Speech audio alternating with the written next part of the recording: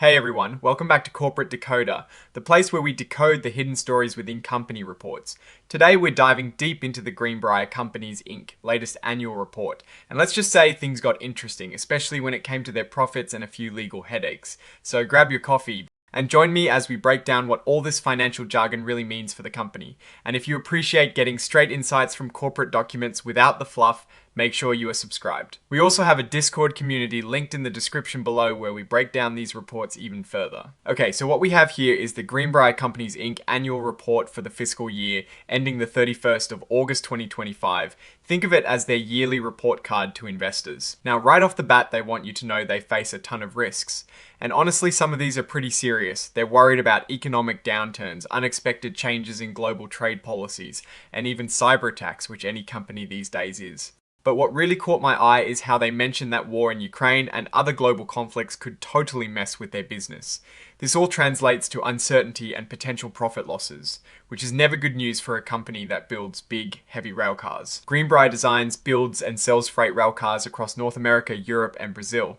They also service them, which is a big part of their business. They operate in two main areas: manufacturing and leasing and fleet management. So they're not just building the trains, they're also leasing them out and taking care of the whole fleet. Pretty smart, right? They're trying to make money at every step of the way. They call this an integrated business model, which basically means they control a lot of the process from start to finish. This helps them become more efficient and hopefully more profitable. In 2025, they reported revenue of over $3.2 billion, which is a decent chunk of change, though it did drop a bit from the previous year. Let's talk about their future orders, what they call their backlog. This is basically a list of railcars they are contracted to build for customers, and it gives us an idea of future sales. As of the 31st of August 2025, their railcar backlog has 16,600 units with an estimated value of $2.2 billion. That sounds like a lot, but it is actually down from over $3 billion the year before. So while they still have a lot of work ahead, the pace of new orders might be slowing down. This could be a sign of the economic concerns we talked about earlier. Looking specifically at their manufacturing backlog, it's sitting at $2.2 billion. That is a good amount of work in the pipeline, but it is down from $3.4 billion last year, and even further down from $3.8 billion in 2023. This continued decline in backlog is definitely something to keep an eye on. It means they likely won't be producing as many new railcars in the coming years compared to the past. Now, let's get into the numbers because this is where the real story is told. Their manufacturing segment brought in revenue of almost $3 billion in 2025. That is a drop from over $3.3 billion the year before. They delivered fewer railcars, and that is what caused the revenue to decrease. But here is where it gets interesting. Their profit margin in manufacturing actually went up by 2.4%. How they say it is due to operating efficiencies. This is a bit like saying you got better at doing more with less, which is a good thing for their bottom line even if they're selling a little less overall. Their earnings from operations in this segment jumped by 6.1%, showing that their efficiency improvements are really paying off. Then there is their leasing and fleet management segment. This part grew, with revenue climbing to $249 million from $232 million. They added 1,500 more railcars to their lease fleet, which is a nearly 10% increase. More cars out on lease means more rental income. Their earnings from operations here shot up by over 15%.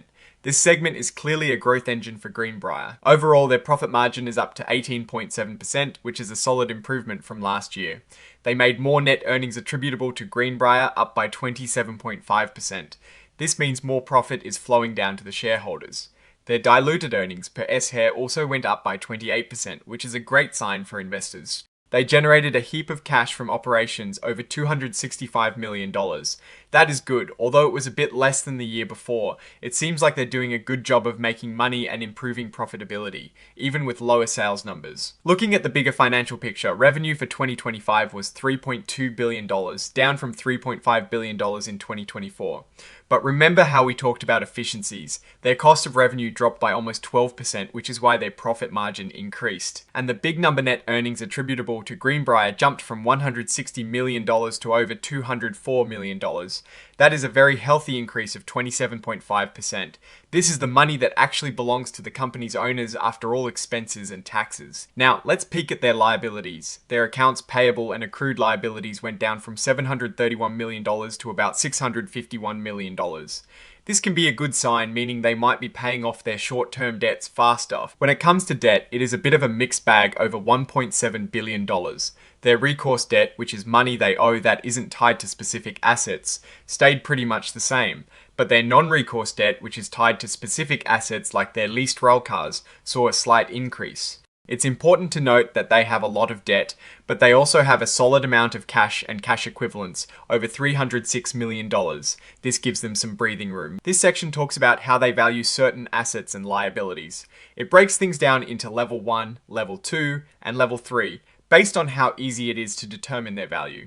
Most of their derivative financial instruments, which they use to manage risks like currency and interest rate fluctuations, are valued using level 2 inputs, meaning they have observable market data. This is pretty standard stuff, showing they are actively managing their financial risks. Now, this is a big one. Greenbrier used to have a facility in Portland, Oregon that is part of this Superfund site.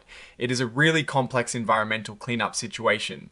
They're being notified of potential liability for investigation and cleanup costs. The EPA has a plan, and it is going to take years and cost billions. Greenbrier believes they did not contribute much to the problem, and much of the damage predates their ownership. However, they're still involved in legal processes and the exact cost to them is unknown. This is a significant potential financial risk hanging over the company, even though they sold the property. They also mentioned that a couple of major customers account for a significant portion of their revenue. In 2025, 2 customers represented 14% and 12% of their total revenue. While this is a concern for any business, it's not an overwhelming reliance compared to some companies. Still, losing any large customer could impact their bottom line. So, what is the verdict on Greenbrier's 2025 report? On the positive side, their profitability is improving. They're getting more efficient, especially in their manufacturing, and their leasing business is growing nicely. This shows they have a solid strategy and are executing it well. They also have strong cash flow and a decent amount of cash on hand, which is crucial in today's uncertain economic climate. The renewal of their credit facilities also signals confidence from their lenders. However, there are risks. The backlog is declining, which could mean slower growth in the future. Their significant debt load, while managed, is always something to watch. And then to raise that lingering Portland Harbor Superfund issue, which remains an unpredictable financial wildcard. Overall, Greenbrier seems to be navigating a challenging economic landscape quite skillfully, focusing internally on efficiency and growth in their leasing segment. They are a major player in their industry and have built a resilient business model, but it is important to stay aware of the external factors like the global economy and those environmental liabilities that could still impact their future performance. Alright, that is our breakdown of Greenbrier's latest filing. What is your take on these numbers and what they signal for the company's future? Drop your thoughts in the comments if this analysis was valuable. Hitting that like button really helps. And subscribe for more deep dives into the world of corporate finance. Don't forget to check out the Discord in the description below where we break down these filings and discuss them in more detail. Thanks for watching. See you next time.